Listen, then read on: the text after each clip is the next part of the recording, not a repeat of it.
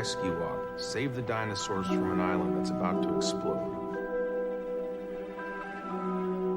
What could go wrong?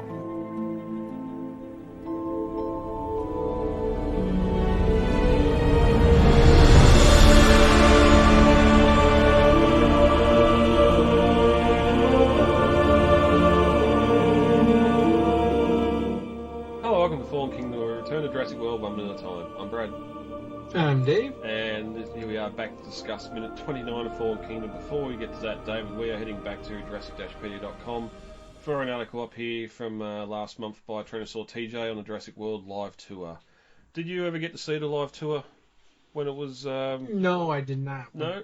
When it was in town, I was working every night that it was here, and I just wasn't able to go. I keep... Fortunately, a friend of ours...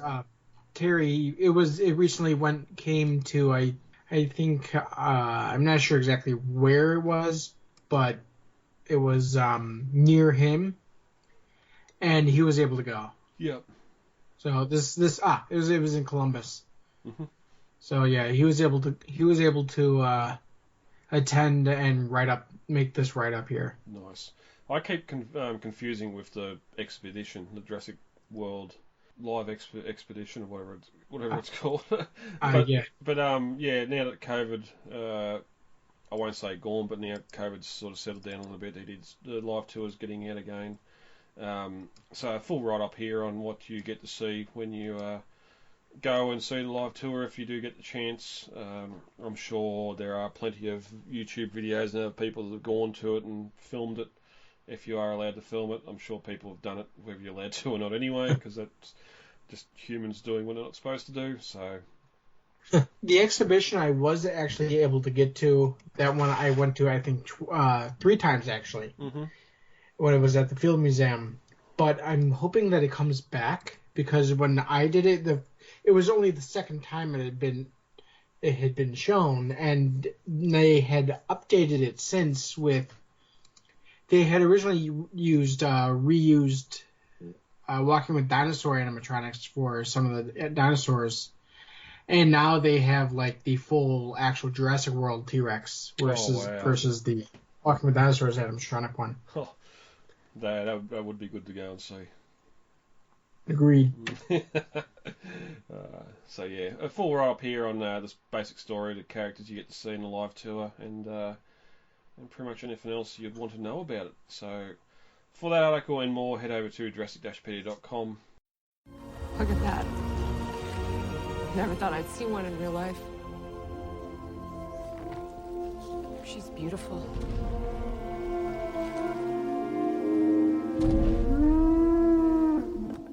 Dave, we're in again in minute 29. Yep. Alright, minute 29 of Fallen Kingdom opens with a Jurassic callback. And ends with a shot of a vine-covered radio tower surrounded by steam or mist. We'll find out what that is next minute. But as we continue into minute 29, we get them heavy footfalls. They're getting louder and closer as Zia and the gang stare up in wonder at this unseen animal. And then we get the animal come down onto the street, and we get the score change as well. And here, it's our friend the Brachiosaurus wandering on the main street, just to have a little snack at one of the nearby palm trees, it seems. It's been well fed, this Brachiosaur. It's a bit plumper than what we've seen before. Good bit of skin detail. Well, without the gardeners. Without the gardeners running around keeping the forest at bay, it's got an abundance of vegetation to work with, I'm sure. Yep. As the Brachiosaurus eats the nearby palm tree, Claire goes to Zia, as she says she never thought she'd see one in real life.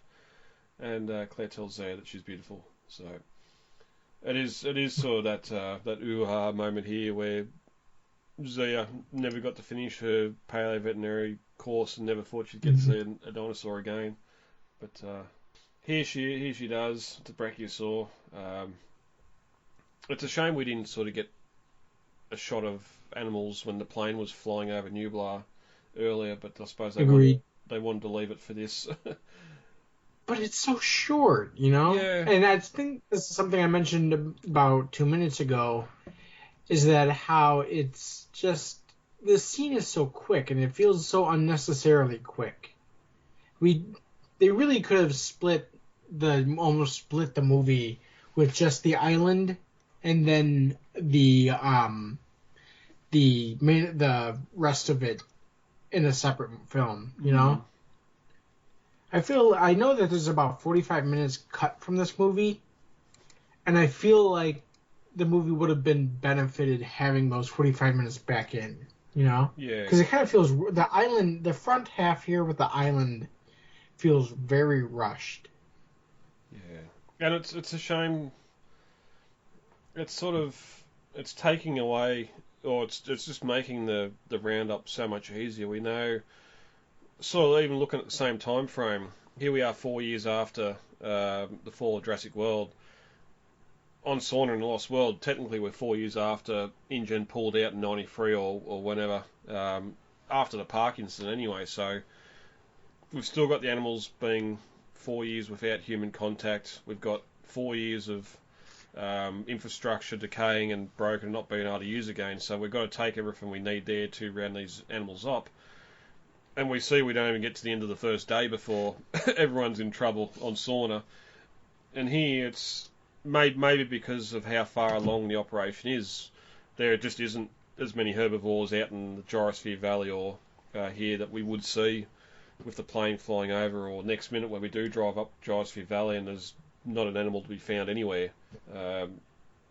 Just seemingly sparse or lack of animals on the island that we actually get to see. But I do agree. Like, I would have much preferred the entire movie just be this, and then have the boat pull up at Lockwood Estate or something at the end as that cliffhanger to say, well, what's going on? We're leaving the island. We've got animals here. The Tyrannosaur's on the boat. This next movie is going to be nuts. And then the Brachiosaur starts to walk off, giving us a bit of a JJ lens flare as she goes. The sun shining down past the neck. As for Main Street itself, it's great to see those chunks of amber, as I said last minute, the decoration littering the ground still.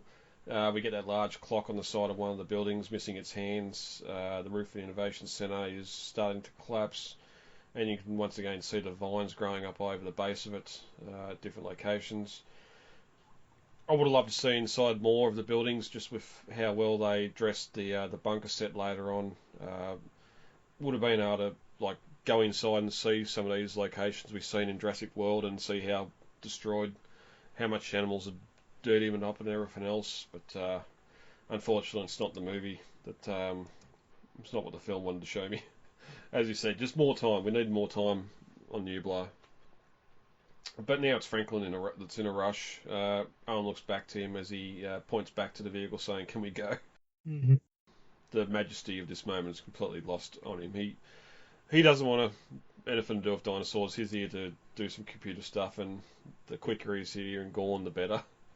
So anything else? We're about to leave Main Street here. Anything else on Main Street as we leave for the last time? No, I wish there was. Need more.